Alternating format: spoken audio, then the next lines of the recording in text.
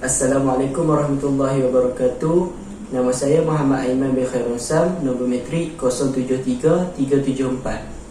Dan nama saya Muhammad Yunus bin Suhaimi, 073224. Okey, kami akan buat diskusi atau tajuk berkenaan isu penggunaan jelatin babi dalam perubatan.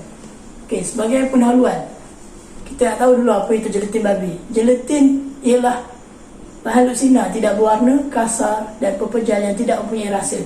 Ia adalah bahan unik dan pelbagai fungsi yang digunakan dalam industri farmaseutical, industri makanan dan banyak industri lain. Penggunaan terbesar jelatin dalam industri farmaseutical adalah untuk menghasilkan kapsul jelatin lembut, kapsul keras, tablet dan selebihnya. Jelatin telah dikenal bahasa sebagai penstabil atau emulsifier terbaik dalam pengajaran emulsi.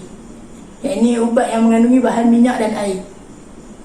Okey, jelatin merupakan protein yang dihasilkan daripada sumber haiwan seperti babi, lembu dan kerbau, iaitu daripada kulit, tulang dan sendi-sendinya.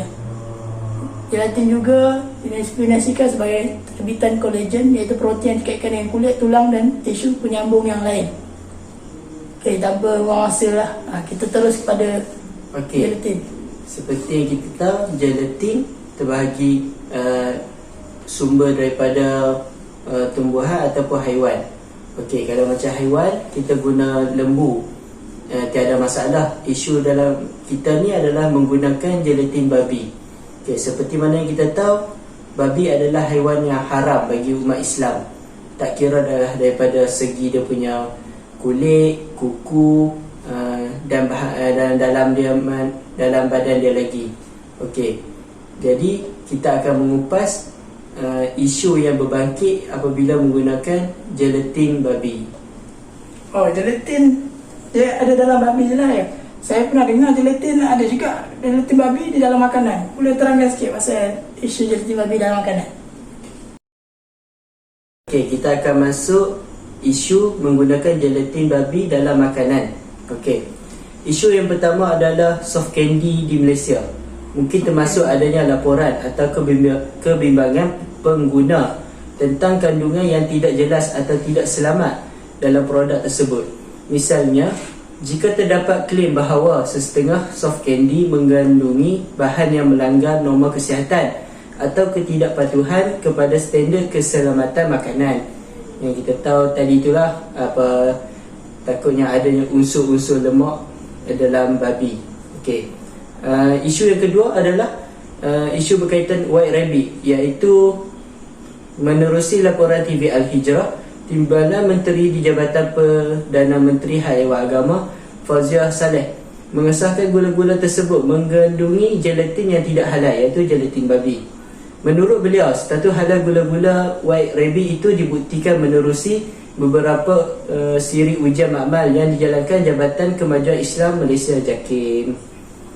Okey, kita terus pula pada isu dalam perubatan. Penggunaan jelatin telah digunakan begitu lama dan secara meluas dalam industri makanan, kecantikan dan perubatan. Di hospital dan klinik, jelatin digunakan dalam bentuk kapsul ubat dan kapsul lembut, seperti yang kapsul minyak ikan itulah, dan ekstrak minyak zaitun. Kapsul ubat menggunakan jelatin yang dihasilkan dari proses pengasingan protein kolagen yang diambil dari tubuh haiwan. Protein kolagen ini diperolehi dari sumber kulit, tulang dan tendon haiwan. Dalam teknologi terbaru, pengeluar jelatin boleh menghasilkan jelatin dari beberapa jenis tumbuhan, rumpai laut atau alga merah. Namun begitu ramai pengeluar jelatin yang menggunakan jelatin daripada haiwan babi, yang dalam bahasa Inggerisnya porcine, kerana kosnya lebih murah berbanding dengan jelatin dari lembu, iaitu bovine. Jelatin yang dibuat dari tumbuh-tumbuhan pula adalah jelatin yang paling mahal kerana sukar diproses. Okey, cara penggunaan unsur babi dalam perubatan kita tahu dalam bidang perubatan, unsur babi kebanyakan digunakan sebagai bahan untuk membuat kapsul ubat-ubatan kita seharian. Yang kita selalu makan adalah ubat-ubat pergi klinik, makan ubat, kita main makan je, kita tak tahu dari sumber apa. Kebanyakan ubat-ubatan masa kini tidak dihasilkan dalam bentuk cair seperti ubat yang dibuat untuk golongan kanak-kanak, tapi dibuat dalam bentuk kapsul yang mana boleh menjamin bahan ubat dalamnya tidak tercemar atau tumpah dan lebih mudah dimakan. Okey, seterusnya kita akan pergi sebab-sebab babi digunakan dalam perubatan. Pasal apa kita gunakan gelatin babi dalam perubatan? Okey, yang pertama adalah persamaan dari segi anatomi dan fisiologi. Dia nak kata ada setengah bahagian babi tu sama dengan manusia macam tu lah. Okey, yang kedua dikenal pasti sebagai model untuk sistem tubuh. Yang ketiga, populasi yang tinggi dan mudah didapati.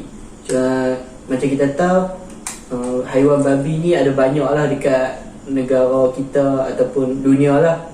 Sebab tu dia macam lebih mudah untuk dapat daripada tumbuhan tadi yang Yunus kata mahal. Okey, akhir sekali, struktur anatomi dan fungsi fisiologi pelbagai organ seperti hati, pankreas, jantung menjadi tarikan untuk pemindahan organ secara xenografi. Okey, itu saja. Seterusnya kita akan terangkan berkenaan dengan dalil. Ini saya ambil dalil daripada ayat Al-Quran yang menegaskan akan pengharaman tentang innama harama alaikumul maitata waddama walahmal khinzir. Yang ini bermaksud sungguhnya Allah hanya mengharamkan kepada kamu makan bangkai dan darah dan daging babi. Surah Al-Baqarah ayat 173. Dan seterusnya Ibnu Katsir juga berkata, begitu juga dilarang memakan daging babi, baik yang mati dengan cara disembelih atau mati dalam keadaan tidak seperti biasanya. Lemak babi juga haram dimakan sebagaimana dagingnya, kerana penyebutan daging dalam ayat cuma menunjukkan keumuman, atau dalam daging juga termasuk pula lemaknya, atau hukumnya diambil dengan jalan kias. Meskipun begitu, ini yang kedua pula dalil yang kedua. Meskipun begitu, Nabi SAW pernah memberikan kebenaran untuk minum air kencing unta sebagai ubat seperti mana disebutkan dalam sebuah hadis baginda. Maksud bahawa terdapat beberapa orang dari Urainah yang datang ke Madinah. Mereka terkena udara buruk Madinah. Maka Rasulullah SAW telah mengutuskan kepada mereka unta zakat, ini unta yang dibayar pada baginda. Dan baginda bersabda, minumlah susunya dan air kencingnya. Riwayat Tirmizi. Daripada keterangan di atas, Rasulullah SAW menyuruh mereka minum air kencing unta sebagai ubat agar badan mereka kembali sihat akibat cuaca buruk Madinah. Dalam keterangan yang lain disebutkan bahawa keharusan minum air kencing unta tersebut adalah ketika menghadapi saat darurat sahaja. Merujuk kepada pendapat Imam Syafi'i, Abu Hanifah dan jumhur ulama mengatakan bahawa air kencing adalah najis, melainkan ia harus diminum sebagai ubat ketika darurat. Okey, apa yang kita dapat simpulkan daripada Yunus cakap, boleh kita nak berubat dengan gelatin babi tadi, tapi dalam keadaan darurat saja. Selain pada darurat, kita tak diharuskan lah, kita dilarang lah sebab benda tu haram. Okey, seperti yang dalam mazhab Syafi'i kata, menggunakan ubat dari benda yang najis selain dari benda yang memabukkan dalam keadaan darurat adalah harus. Secara keseluruhannya, isu penggunaan gelatin babi secara perubatan merupakan perbahasan sensitif dalam konteks nilai dan kepercayaan Islam.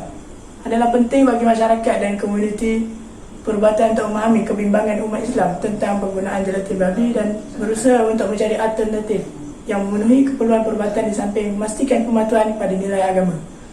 Okey, mengikut yang pertama, sebahagian dari mereka mengharamkan penggunaan ubat-ubatan yang mengandungi gelatin khinzir jika tiada darurat atau sebab pengharaman khinzir tersebut secara mutlak melalui dalil Al-Quran dan hadis.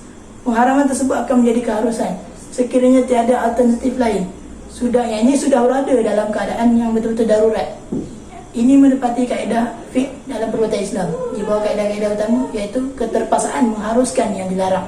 Ad-darurah tubihul mahzurah. Okey, yang kedua, sebahagian daripada mereka pula pendapat halal mengambil ubat-ubatan yang mengandungi gelatin khinzir sekiranya ia telah menjalani proses istihalah.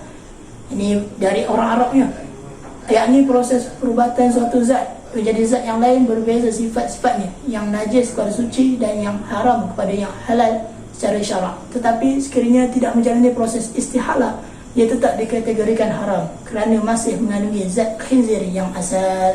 Okey, akhir sekali melalui penerangan-penerangan yang telah dijelaskan, diharapkan agar permasalahan ini tidak menjadi sebab mengapa umat Islam berpecah belah.